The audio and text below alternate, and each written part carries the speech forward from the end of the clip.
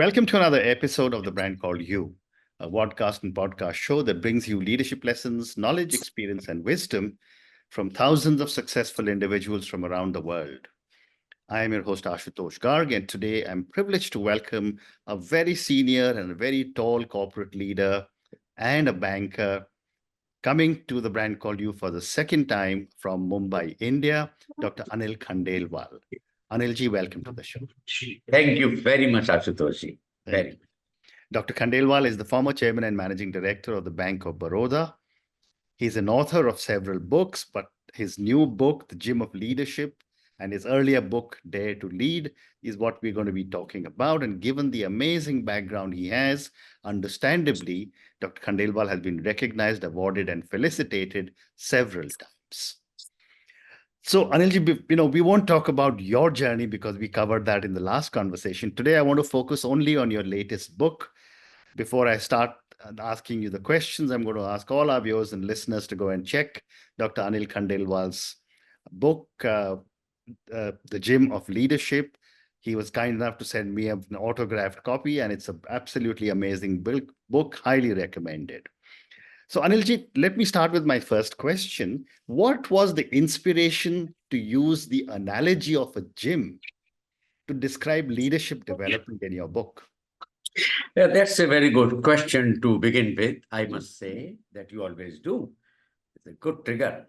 Look here, in my 40 years of experience in leadership roles, I discovered that people are catapulted to leadership positions without preparations, without a very conscious grooming. And then we discover the problems, if any, that come. Deficit leader today is one of the biggest problems of the corporates. And in these changing and disruptive times, we can ill afford. Right. In era earlier to this, one could accept authority, the decisions could flow top down, but not anymore. Correct. Because the people who are coming may be more intelligent intellectually than they have to work with.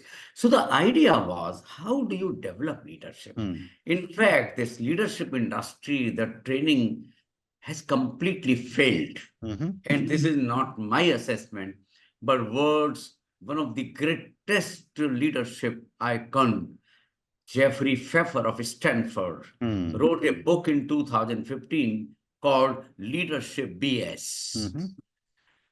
And he said that this leadership industry, which is of several $100 billion, now latest is over $350 billion industry, has done no good. It hasn't developed leaders. It may have helped marginally.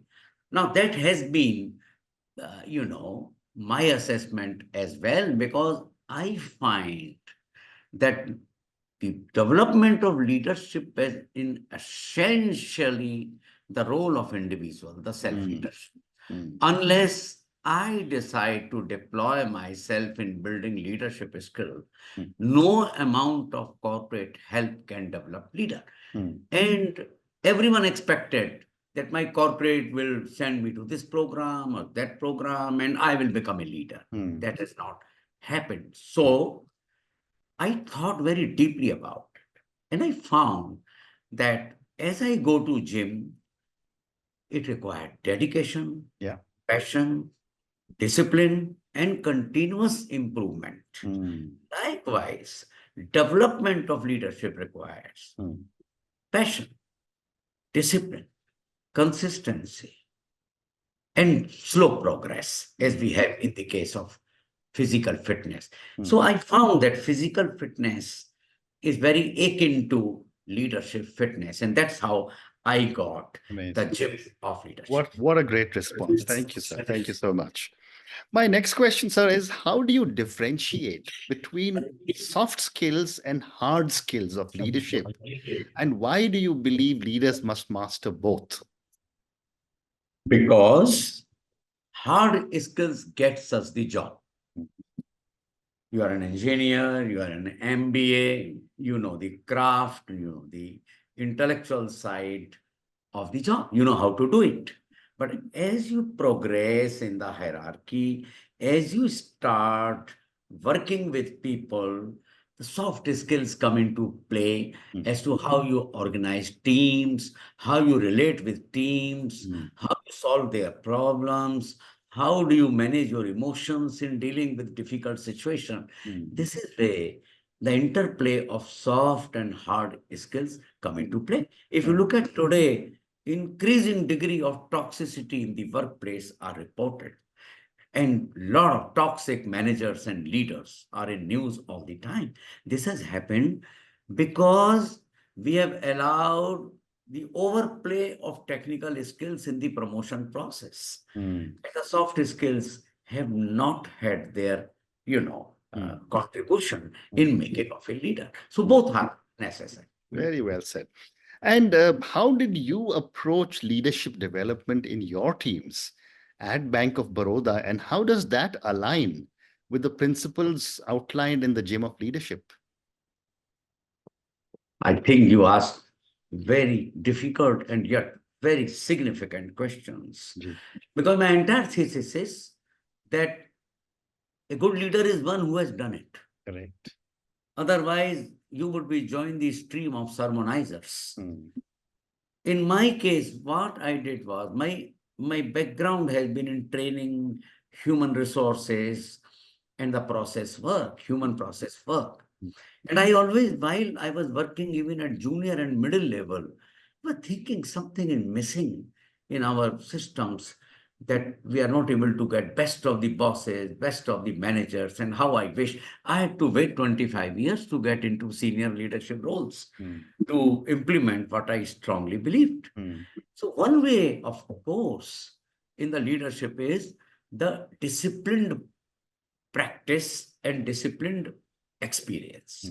When I say disciplined experience, means rotating people into different roles. Right. So I was rotating people, at least the people I identified for leadership roles, they were rotated to work with a difficult and temperamental boss, to build his resilience, to build his courage, to build his emotional regulation. And then I will rotate the person to a difficult territory.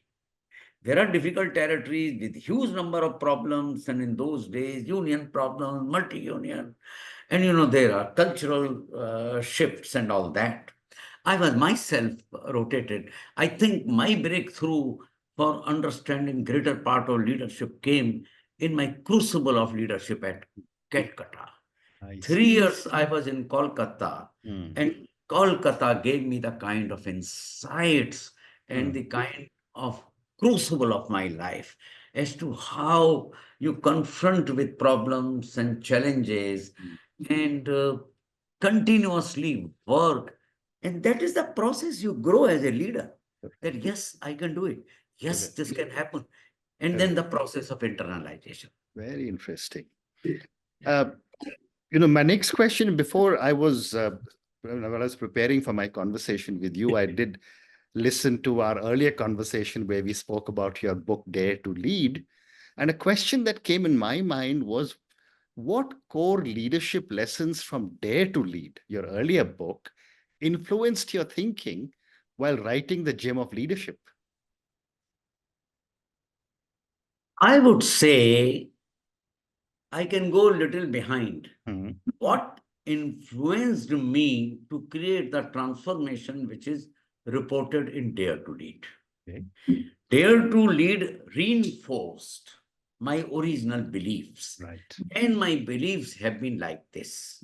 My beliefs has been this, that one, that not only that human beings are our assets, which has become cliche of a kind. But I realize human beings are our only assets. And therefore, in my career, I have done maximum, my achievements are mostly based in motivating people, collectivizing them, dealing with their problem, reaching out to them, and engaging them significantly. With this background, I came to what you call Dare to Lead. My 3 years as chairman and managing director for turning around and transforming the bank.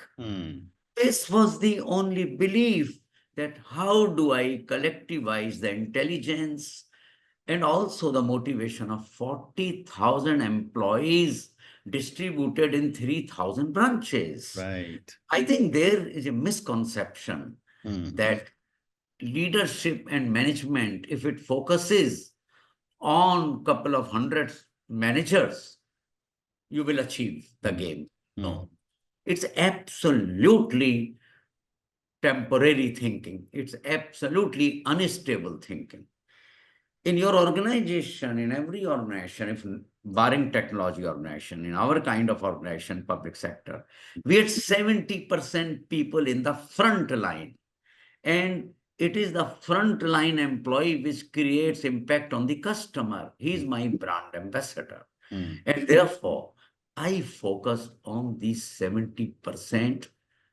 Apart from the fact that managers are already, they know their job and they are already motivated. Not only that, I didn't focus on them, but these 70% frontliners were my focus of attention.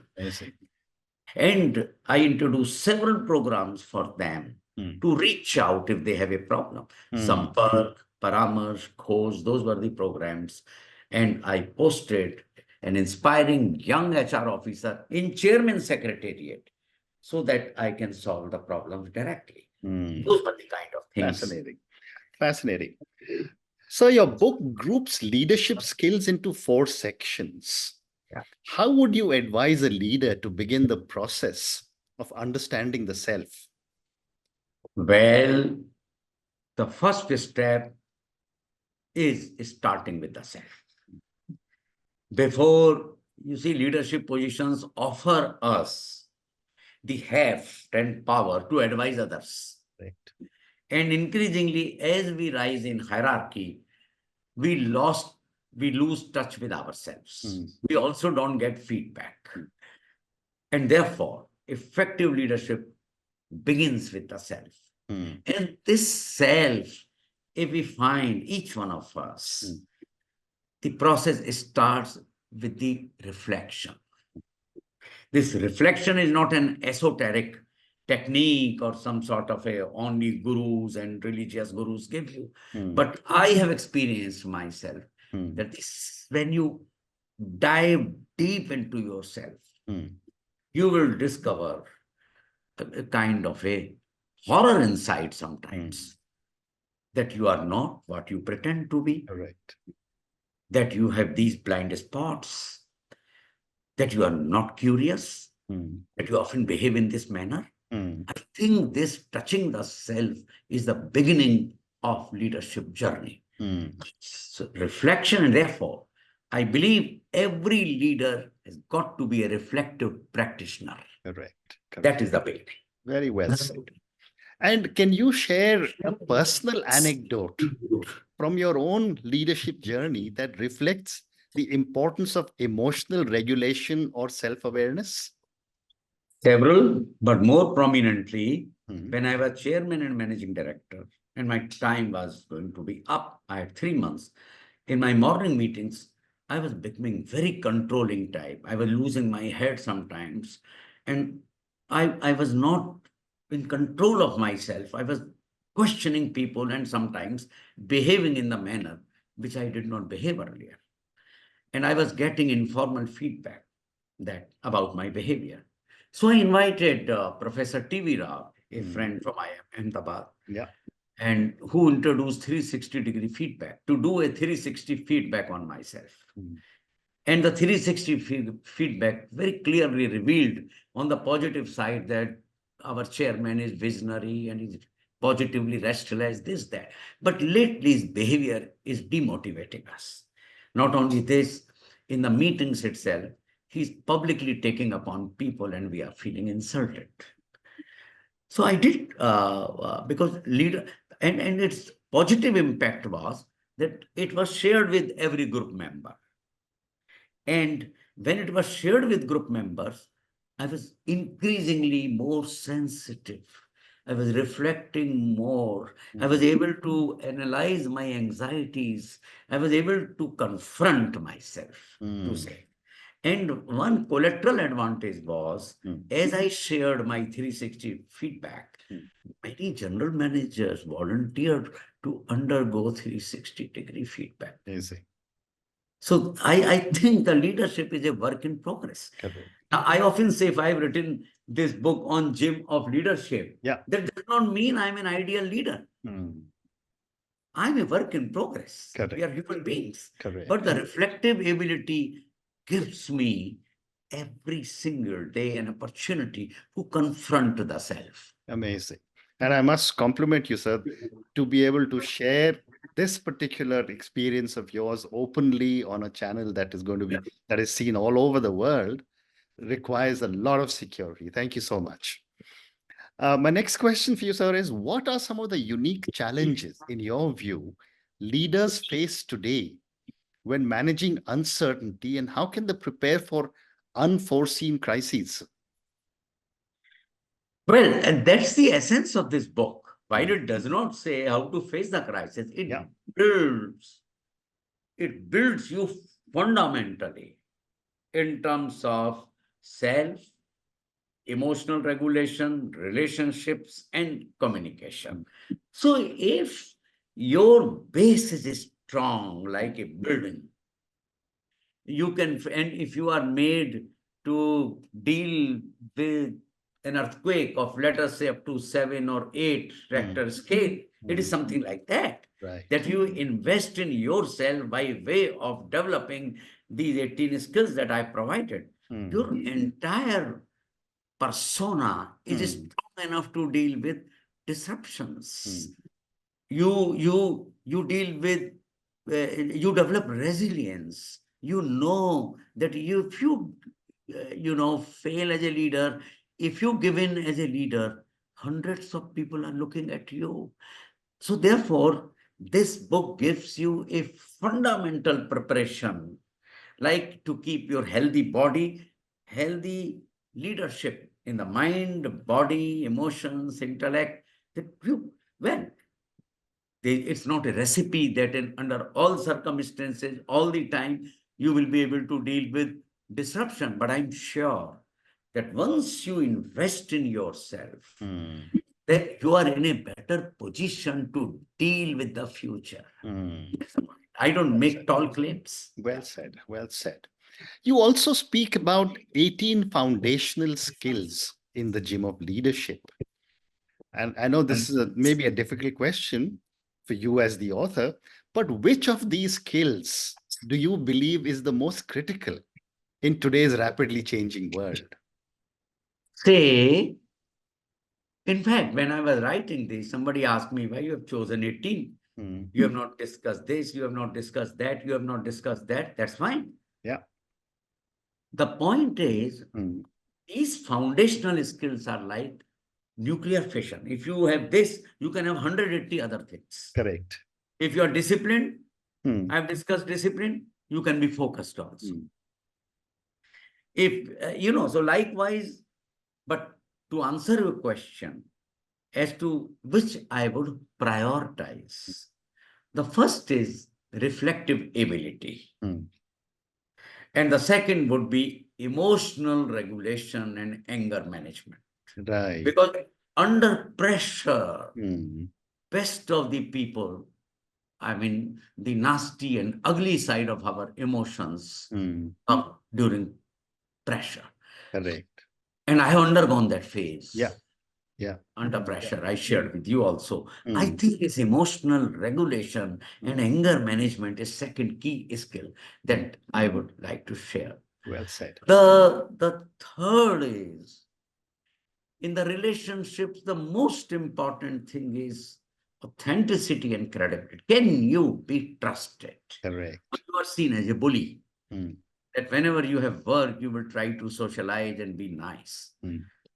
If you are a credible leader, and even if you are showing your disappointment, people will say, no, he's not the man like this. The fundamental truth is the credibility. Correct. And this is what my mother taught me. You don't have to go to Harvard to learn these skills.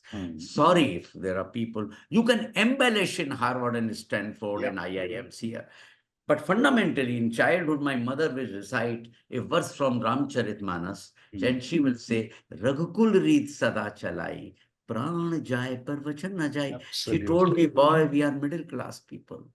Even if your life goes away, never see that your promises are not fulfilled.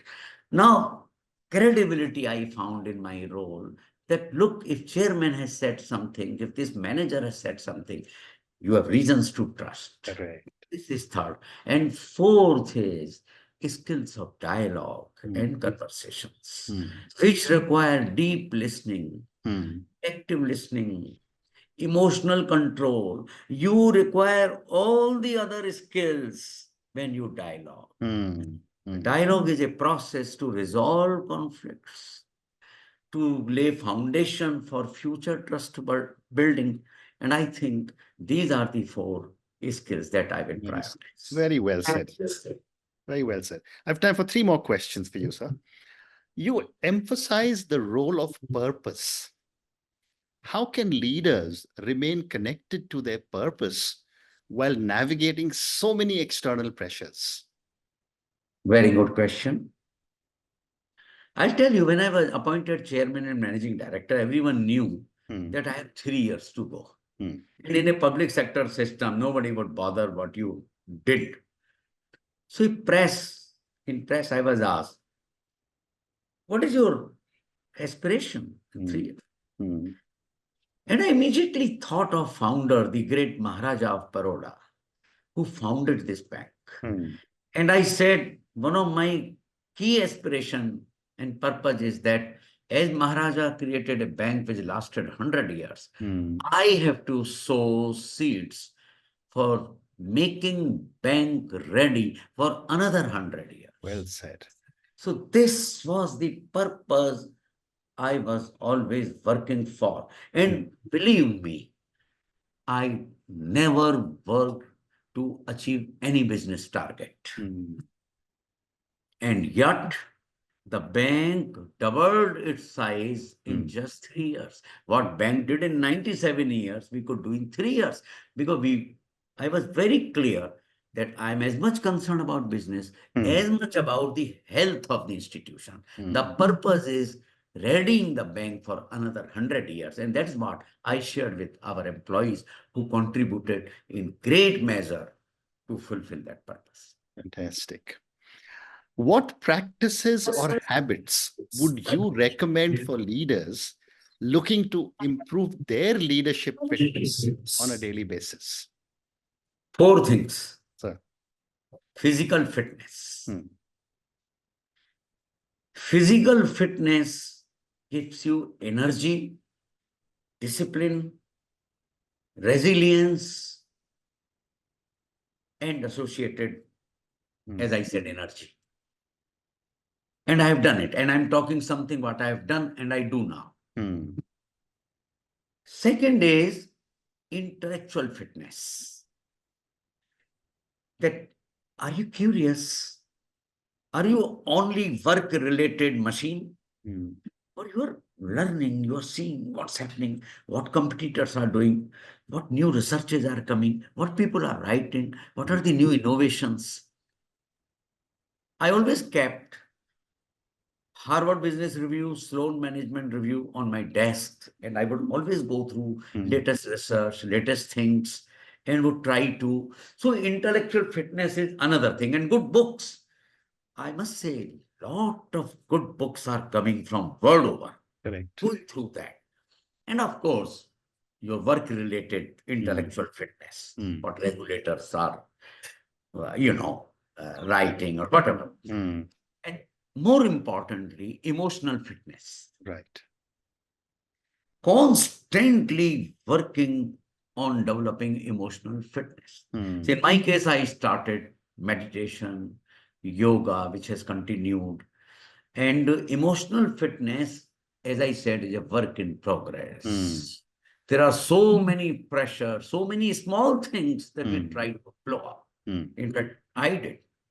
I was very impatient person by nature. Now, so this is in some way ingrained. Right. You may be very patient. I was not. But over the years, I have tried to. So emotional fitness, because when you deal with people, your emotions override your intellectual, knowledge. Very well said. And lastly, as I retired, when during COVID times, I also read a lot of spiritual literature from various sources.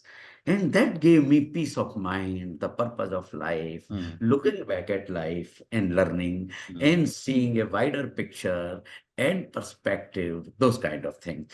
So physical fitness, emotional fitness, intellectual fitness, and spiritual fitness. Amazing.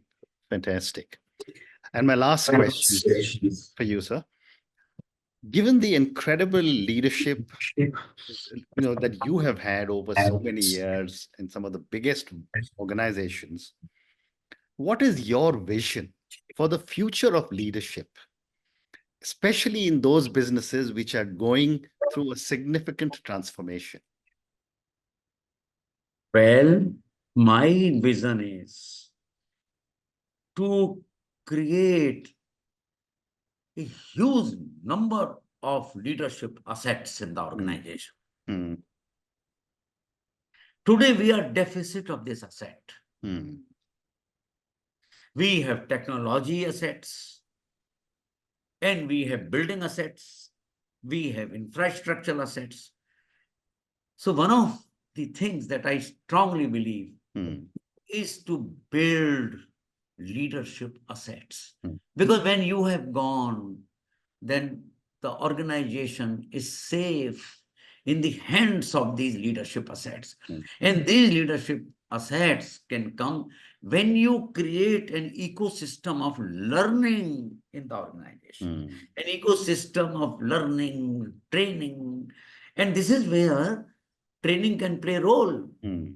If there is an ecosystem of learning and then you send a person to Harvard, Stanford, IIMs, it makes sense. Right. But if you don't have an ecosystem, these training programs are at best, the entertainment programs and relaxation retreats. Correct. But if you have an ecosystem of learning, then you can relate these programs to your learning agenda. And therefore, in these disruptive times, my vision is to have leaders create and maintain a huge leadership assets in the organization. Very well said. And on that note, sir, and your comment of the need to create lots of leadership assets in the organization, I just want to say thank you so much for speaking to me about your book, The Gym of Leadership. And I'm once again going to ask our viewers and listeners to go and check out Dr. Khandelwal's book, The Gym of Leadership. Thank you for speaking to me about so many different aspects of leadership, sir. We spoke of soft and hard skills. I love the way you were able to relate an organization to a gym and how important it is for different levels of fitness that we spoke about. Thank you for speaking to me about the importance of self-reflection. Thank you for speaking to me about the need for emotional regulation and anger management. I loved your own vision of how you said that your objective or your purpose was to make Bank of Baroda as vibrant, even though you had doubled size in 3 years, but as vibrant for the next 100 years, because you were leaving behind an institution. Thank you again for speaking to me, sir, and all the very best. Thank you very much. So nice of you. So nice. Thank you for listening to the Brand Called You videocast and podcast, a platform that brings you knowledge, experience, and wisdom of hundreds of successful individuals from around the world. Do visit our website www.tbcy.in to watch and listen to the stories of many more individuals. You can also follow us on YouTube, Facebook, Instagram, and Twitter. Just search for The Brand Called You.